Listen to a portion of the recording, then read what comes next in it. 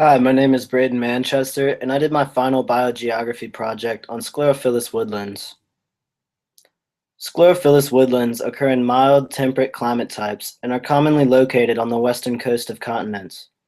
This biome is predominantly found between 30 and 40 degrees of latitude. However, it is capable of extending outside this given range. Schlerophyllous woodlands dominate coastal regions surrounding the Mediterranean Sea, but they are also found in California, Chile, South Africa, and Australia. The majority of precipitation for these areas occurs during winter months, and summers are generally categorized by extensive hot and dry periods. This biome can also be found in regions that receive moderate precipitation where soil types are sandy or relatively permeable.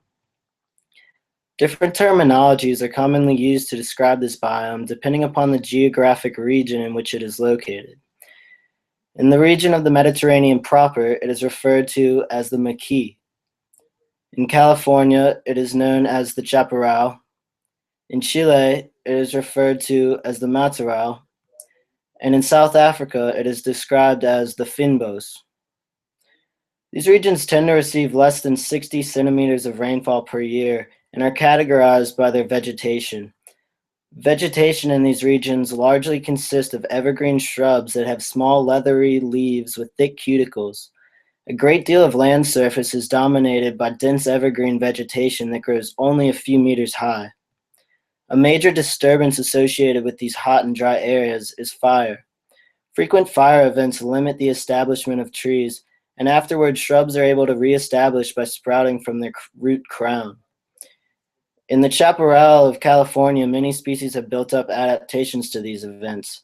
Some scrub species, such as chamise, produce flammable oils that promote fire in order to deter the establishment of competing plant species. However, it is important to note that not all schlerophyllous woodlands are limited to shrub vegetation. This characteristic is largely dependent upon annual precipitation levels.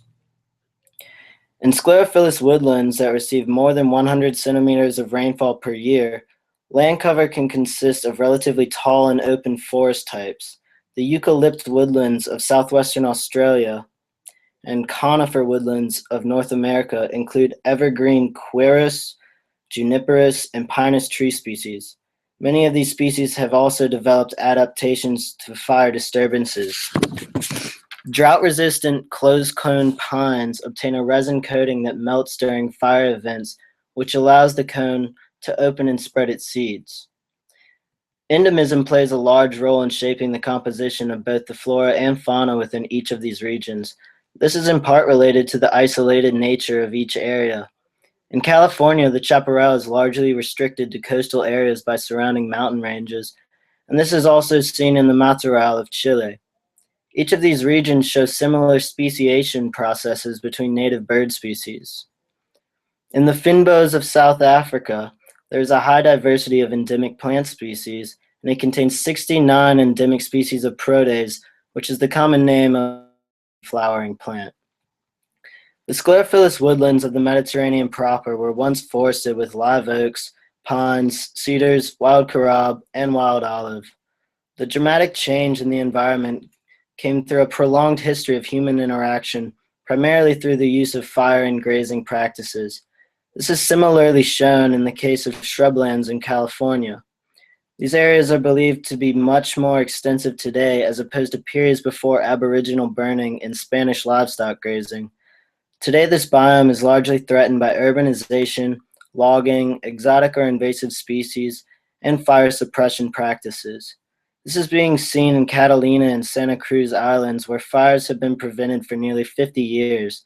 This has sparked the growth of live oaks within the region, and if fire suppression continues, it could result in the development of an oak savanna. Therefore, human influences have both propelled the growth and degradation of this biome over time. Thank you.